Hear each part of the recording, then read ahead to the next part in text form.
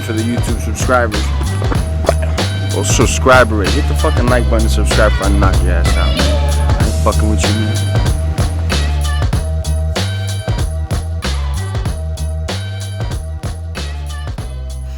UFC Vegas 38, Santos versus Walker back at the Apex for a UFC fight night. Random main event in my opinion. Walker's getting a big chance to step up and get a big win here over the vet in Santos. I'll be going over the main card like usual for you guys, providing free picks, weekly updates in the world of system capping, leans, and tell you what fights to avoid. There are a few fights to avoid here on the main card. Not a card I love, especially after a great card last week. Always high volume and always love the pay-per-view cards. Let's get right into the recap, right? Let's get right into the recap. 28-5 client run currently, guys. 85%. 9-0 all fights last week. 9-0 all fights last week. A few parlays in there as well. Two best bets. And even a few plus money winners. Even though it was more of a card where I liked a lot of favorites, and a lot of favorites did come through, we always find some plus money winners somehow. That's 6 plus money winners in the last 2 cards. Perfect for free picks, guys. Perfect in the free pick market for you guys. That's back-to-back cards for free pick winners. Perfect. We had a UFC Vegas 37 free card that was perfect, and then obviously the UFC 266. So we are cruising in the UFC. We usually are. This year, I only had a couple, I think one bad month, and it was beginning of the year. A lot of crazy upsets were happening in January, February. That's where I had a slow start to the year. But after that, we've been smooth sailing, so hopefully it does continue here.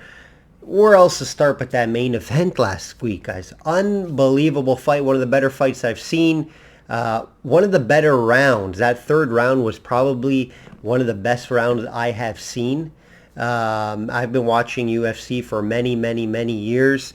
I can't remember a round that exciting. Everything happened in that fight. Why I like the fight so much, it showed every style of mixed martial arts. It wasn't just a stand and bang. I love the stand and bang fights for 5 rounds, but this had everything. This had grappling, this had striking, this had wrestling. It had everything that you can imagine, everything you want in a UFC fight. So it had everything. Top to bottom. Obviously Volkanovski, just unbelievable heart. I don't know how he got out of that third round choke, that guillotine, no idea. He also was in a triangle a little later in the round. I don't know how he got out of this. I think he's one of the only guys that could have got out of it. Just ton of heart. The way to get out of that is just not give up and do every little thing that you can, right? Every little movement, neck down, everything you can. Working with his BJJ coach that he brought in, Chris Jones, I think he was key to that. That's why they brought him in. And I think he helped a lot. But I think just being patient in that type of scenario, like I mentioned, trying to find some type of room, and he was able to, and it's all heart. 99% of guys would have tapped there. And then he turned the fight around, started ground and pounding him, and I think that fight should have been called. I'm happy it didn't. I think Herb Dean did a good job there. He brought the doctor, and the doctor said no, keep it going. He couldn't even answer questions right, Ortega. I got to give Ortega his props too. Ton of heart, showed a warrior spirit in there. He didn't give up, and he looked as good as he did in the fight in round 5. One judge, I think, had Ortega to win round 5. So I think maybe Volkanovski kind of slowed down a little bit. Thought he didn't need to bring in the pressure as much in round 5, but Ortega left it all in there, and you got to give it to him. He was looking for that finish. He rocked him late there a couple times, but what an impressive fight. We had Volkanovski as a best bet. So very exciting. I really liked him to win the fight. And I just hope he gets his respect that he needs. He deserves a ton of respect. I think he's third in the pound for pound in the UFC and one of the better featherweight champions of all time. So hopefully he gets his respect. Look who he beat. Aldo. He's beat Max Holloway twice. Ortega. Time to give this man some respect. Let's see who he gets next. Probably Holloway again. I'm hearing Cejudo may come back. I don't see that. Maybe even McGregor. That'd be pretty cool. But it's probably going to be Holloway. Holloway should beat Rodriguez. and then we will see what happens from there. Not much to say about the GOAT, Shevchenko, right? Easy win for her. The only play I had in that fight was to go over 1.5 rounds. I had a round parlay. Round parlay was main event over 2.5 rounds and co-main event over 1.5 rounds. That hit fairly easily. Shevchenko finished the fight in round 4. What can I say? I thought the fight would go deeper, like 3, 4, 5 rounds. I was right about that. Could have even went to decision. The value only was with Valentina by decision. If you're going to bet that fight, that was the only path I think you could have done. You would have got it at plus 220. Even her to finish the fight, if you don't mind laying the juice and you're really confident in her. What people say, and I don't totally disagree, paying, you're obviously not getting any value. I wouldn't do it. But Valentina Shevchenko to win that fight was, I would say, 100% guarantee. 100% guarantee. Unless it's MMA. So, like, she could have broke her foot. Something could have happened in the fight, right? So I'm not going to say 100%. I'm going to say 98% chance that Shevchenko wins that fight.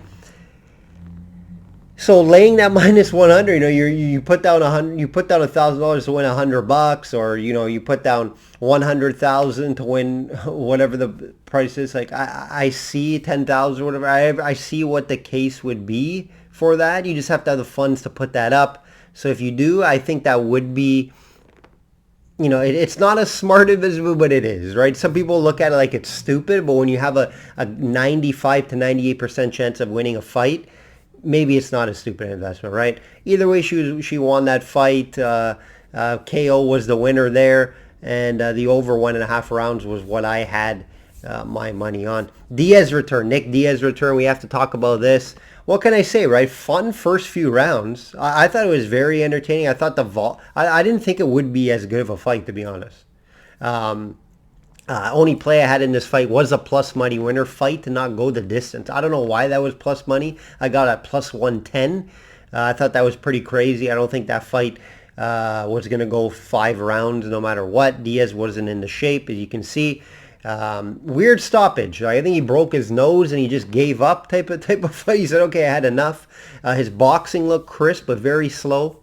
He just looked slow in there. No power. Was never going to finish the fight. Lawler looked good. He brought the pressure. I thought he had some nice shots, worked the body well. He got the body early in that fight. I think that hurt Diaz, and he was able to win the fight in the 3rd round by TKO. 3rd round TKO. I don't know what's next for Diaz. I have no idea what's next for Diaz. Maybe give him another older guy if he's going to fight in there. Lawler should be back in there again shortly. He did look good. He looked good. It's tough to judge against Diaz, but I expect Lawler to be back in there before Diaz. Blades, boring win, but I expected how he was going to win. He's going to dominate in the wrestling victory. That's the way for him to win. If he's stand and bang, he can get caught by Rosenstrike. So Blades by decision was the play. I had Blades in a 2-fight parlay with Merab. Andrade also. Andrade, first girl to KO Calvillo. I had Andrade in a 2-fight ladies parlay with Santos that cashed easily. I heard some people were on Calvillo. I don't know why. I didn't see any path to victory for Calvillo. She's not better anywhere than Andrade. Easy win for Andrade and very impressive finish. Like I mentioned, Calvillo never been finished in her career. Last fight, it wasn't on the main card. I didn't go over it personally, but it was a very impressive win from Merab Dvalishvili.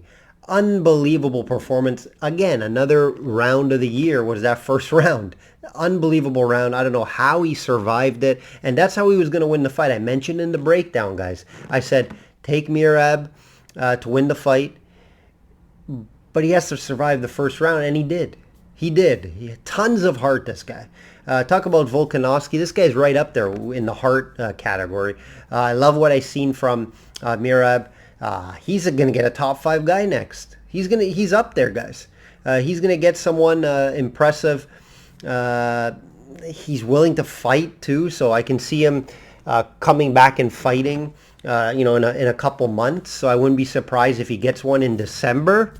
So look out for Merab in this division, guys. His striking looked better. It looked improved. We know how good he is on the ground as well.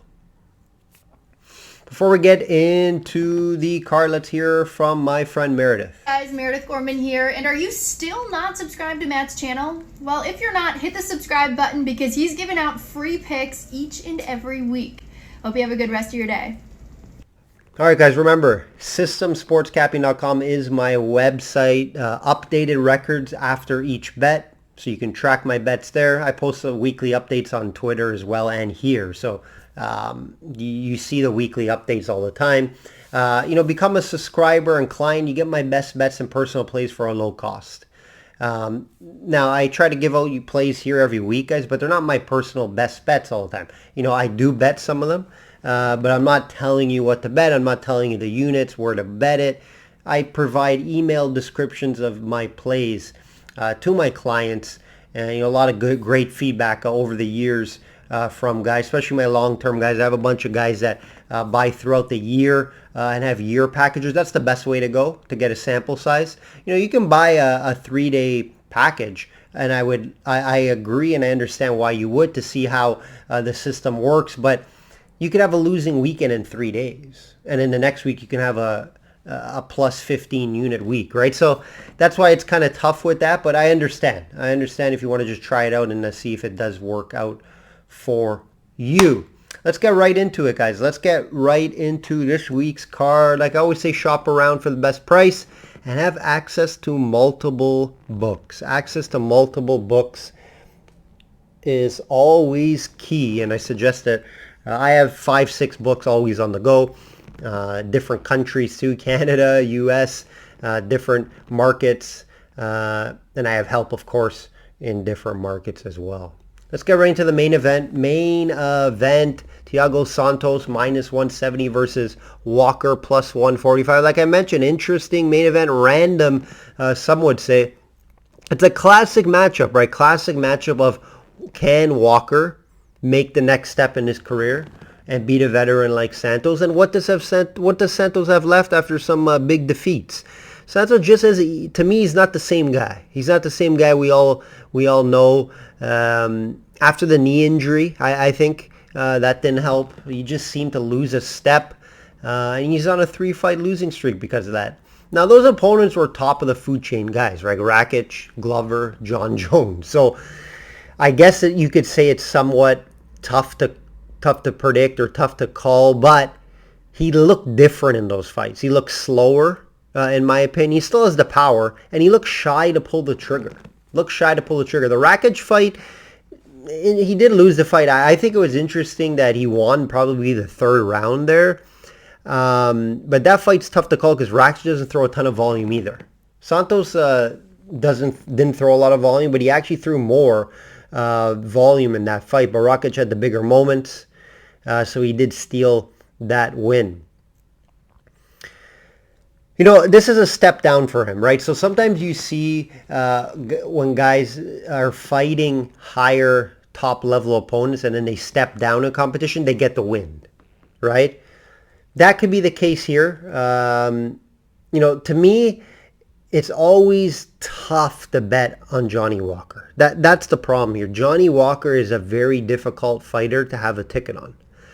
Very unpredictable. Just how he fights and just how his mindset is going into fights.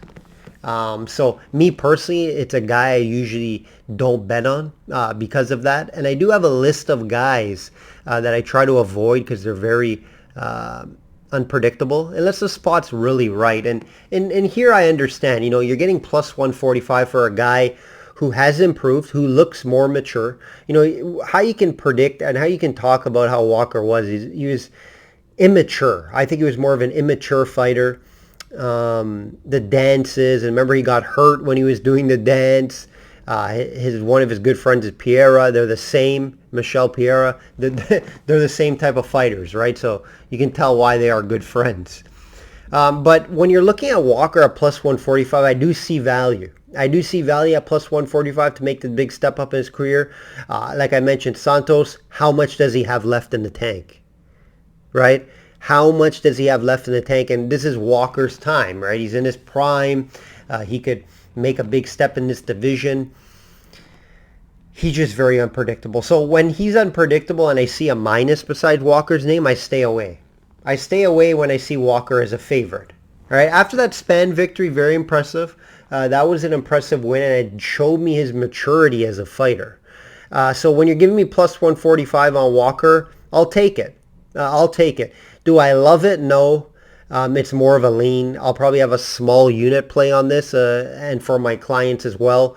But Santos is very dangerous. He's been in there with the best guys in this division, and he's shown he can win. And guys, he has a fucking hammer on his chest. Okay? You don't want to really bet against guys with hammer on his chest. But no, all seriousness, I don't love a side here. But if you're a value bettor, and I do look for value at times, I'm not always a situational bettor. I do look at value sometimes, and I find value here with Walker at plus 145. Like I mentioned, I don't bet Walker at minus. I never will. But if I see a plus 145 beside his name, I'll definitely look in his direction. So I'm leaning Walker here. I like the 6-inch reach advantage and the 4-inch height advantage. He'll be more athletic and more agile in this ring. Is he as smart as Santos? No. Does he have the experience of Santos? No. And does he have the resume of Santos? No. So you can say it kind of evens out, right? What I like best in this fight, guys, you got to lay the price, though, is the fight not to go the distance. So I suggest maybe put that in a fight parlay. 2-fight parlay, fight not to go the distance. And maybe the under 2.5, 3.5 rounds. 2.5, I think, is maybe a little more risky. But the 3.5 rounds under 4.5 rounds, I don't think this fight goes to the judges. Hard to see. Both guys hit hard. Very tough time seeing this fight go to the judges, guys. Co-main, Kevin Holland is back. Yes, Kevin Holland is back. Did he go to Dagestan and wrestle for 6 months? No. But did he go somewhere to just train on his wrestling and takedown defense? Hopefully. He said he did. We'll have to see, because Dacus at plus 125 should head to that direction, should try to take him down. Now, the thing is with Dacus, he's more of a well-rounded guy. I don't see him as a takedown artist or a guy that just looks for takedowns, and he's not he can wrestle, but he's not a wrestler per se, right? He's not just looking for the wrestling. He's not a takedown guy. He's not like what Holland had to face against Brunson, obviously, or even Marvin Vettori, right? I think Holland should have the striking advantage, definitely. He'll have the striking advantage in this fight. It's just, can he avoid the takedowns? That's what you have to look at here, guys. It's very simple when you're looking at how betting, obviously in MMA handicapping, anything could happen, right? Crazy knockout, this and that, but you just have to look at main things, right? Is Dacus a takedown artist? No. Is he a high-level wrestler? No. Could Holland stop the takedowns? Yeah, he could, and he could keep this on the feet. If Holland keeps this on the feet, he wins this fight. Now, how much can you improve in 6 months on a takedown defense in wrestling? Not a ton, guys. You can learn some tricks here and there, but how much could you really learn? Now, Holland does have that black belt from Curtis Luter, so you got to understand, Holland, if this does get to the ground, he could try to find something on Dacus. I don't think Dacus could just hold him to the ground. Am I going to pay minus 150 on Holland? No, because what I've seen from him, right? I've seen that he can just get taken down and lay on. So I'm not going to take a chance there on a price like this. So some would say, yes, value with Dacus plus 125. I say I'm staying away at this fight from a side standpoint, but I lean Holland. And the whole path to victory and the whole scenario around this fight is Holland going to be able to stop the takedowns, and can he work off his back? What has he learned in this 6 months of time off? I think it's 6 months. I could be wrong on that. Yeah, I think it's around 6 months. So, if you look at Dacus's losses, sure, they are against pretty good guys, and they're against solid wrestlers too. Hawes and Brandon Allen. Those are his 2 losses. Doesn't have any impressive wins. So it's tough to say, Dacus is going to win this fight. He just hasn't beat anyone that impresses me. and this isn't his brother. That's, about to be maybe a top 5 heavyweight if he can get his next win. He is fighting Derek Lewis, which is a huge fight for Dawkins. Kyle's not as good. Not as good as his brother. Still a good fighter. He just hasn't shown me enough to say he can make the step up and beat Holland. Holland's going to be hungry, guys. He's going to be hungry after all his losses. And, I think he tries to keep this on the feet. And I think he does enough to keep it on the feet. Lean Holland, I suggest not to bet a side here. And it's tough to call an outcome here, guys. This fight, it could be stoppage. It could go to the distance. This fight's probably not going to get my money or any of my clients. Cowboy Oliveira plus 135 versus Nico Price minus 160. This should be a fun one. Could be fight of the night. When these guys fight, they like to bang. They like to put up entertaining fights. Price doesn't have a win in his last 3. Cowboy in his last 2. But, Cowboy just hasn't looked... I say he looked worse out of the 2. Right? Between them 2. Just hasn't looked the same. Both first-round finishes. Weight has been an issue for him. Price's last fight versus Pierre, he looked pretty good. He gave Michel Pierre a good fight. I think he was just a bit too athletic and fast for Price. That won't be the case here, though. I expect Price to win this fight. I think Cowboy doesn't have much left in the tank, guys. He always game. He could miss weight, too. You probably want to watch the weigh-ins here. He just hasn't looked great in his last 2 fights. Outcome play, very tough in my opinion. I can see this going all 3 rounds. Price to win by decision, I'll look at just because it's very juicy. Plus 333. That's very very intriguing. Price to win by finish is like plus 120 or maybe plus 100. So what I would do is here, I would just bet the price line and then put a small play on the plus 333. It could go decision. The only thing, Oliveira Cowboy hasn't been showing, Chin as of late has been showing that he can get submitted. So, do I think Price is going to submit him? No. So that's why I think this could go all 3. It's a good price at plus 333. It may get my money. Plus 333 just because the value. Tons of value. This fight could go 3. I say it's maybe 60-40 that it doesn't. So you're getting plus 333. That's a good value here. But yeah, I do expect Price to find a victory here. Misha Serkinov is back plus 125 versus Jocko minus 150. Misha's moving down in weight. When I first seen this fight scheduled, I was like, wait, isn't he 205? He moved down to 185. Watch the weigh-ins on this one, guys, if you want to get involved or bet on this one. He'll be the bigger guy in there. Jocko will have the speed and striking advantage in this one. Definitely the striking advantage, and that speed, you'll see that, especially with the late kicks. Misha will try to get this to the ground. He'll be the stronger guy. He'll be the bigger guy. He'll try to get down to the ground early. Misha doesn't do well versus guys that can strike with power. If you look at his resume, Span, Walker, Glover, Ozdemir, all losses, all finishes, all power guys. And Misha hasn't shown a good chin over the years. Jocko, he's more of a 3-round decision type of guy. He doesn't have a ton of power, ton of KO power, and will use his kicking game a ton to score points. Jocko just has to avoid takedowns to win this fight. I can't say if he will or not.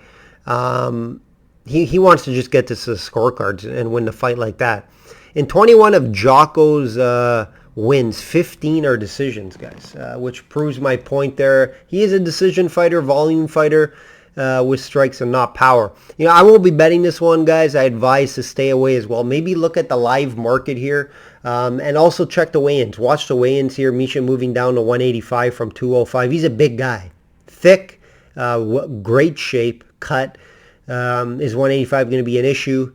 How is that going to work in the cage? Jocko's going to be the faster fighter, like I mentioned, guys. This is going to come down. Can Misha try to grapple and win in that department? He's not going to win a 3-round fight, a striking battle, kickboxing fight against Jocko. Ladd minus 240 versus Chason plus 200. hate the line here, guys.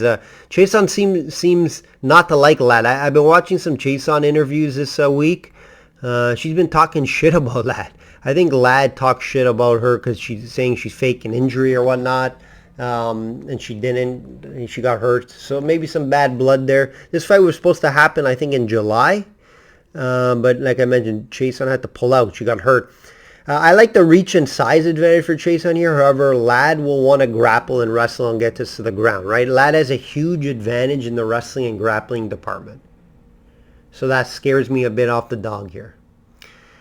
You know, I love finding myself a dog. You guys know that. 6+ money winners in the last 2 cards. However, I can't get there in this fight. Chason may have the striking advantage here. I don't expect Lad to keep it there on the feet. Remember, Lad hasn't fought for 2 years, guys. I avoid these fights usually when, you know, a high minus price, like here, minus 240. Lad 2 years off, and she just hasn't been active. It's a big red flag for me, especially in the women's division. I do like the fight to go to the distance in the over 2.5 rounds. If I bet this fight, that's the only way I'm going to look. I'm not going to bet a side. You know, I lean Lad, but I can't bet it at this price. The one thing I can say it's a little different because she's been training specifically for Chason for months and months and months. So that's one thing I give her. It's not like she's coming back off a knee injury in a month in advance. She was ready in July. It's September. Or in this case, it will be October when the fight starts. So it's a little different. So I lean Lad because of that. But more this fight to go the distance and over the 2.5 rounds. Hard to see a finish here unless it's like a Lad TKO, right? Ground and pound style. Could happen. But I do think Chason's fired up for this fight.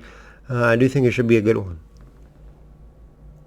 Last fight here, guys. Not too much to talk about this one. Hernandez minus 500 versus Breeden plus 380. It's a short notice fight. The last minute change. Another fight I can't bet, and I can't get to the dog. There's no path I see for Breeden to win this fight. Best I can see is him pushing it to a decision. Hernandez, you know, he had a lot of hype coming into the UFC. However, I do think they push him too early with some of these opponents like Moises, Cerrone when he was fighting in a little better shape, Dober. You know, I think the kid has a ton of skill, great shape, not the best IQ, but he continues to improve. I can't bet this at minus 500. The only way you can look is a finish, but you know my rules. I don't like laying a minus on a decision prop or an outcome prop finish. It's just hard to get to. So decision plus 187 value. Hard to see this going 3. However, stay away from this short notice fight and high price, guys. This is not a fight that I'll be betting, and I suggest you don't either. Not a card I love this week, guys. Taking it easy after that perfect 9-0 card last week, 28-5 client run. If you want to become a client, you receive all my sports plays, not just UFC, PGA, MLB, NFL, NHL's coming back, and NBA.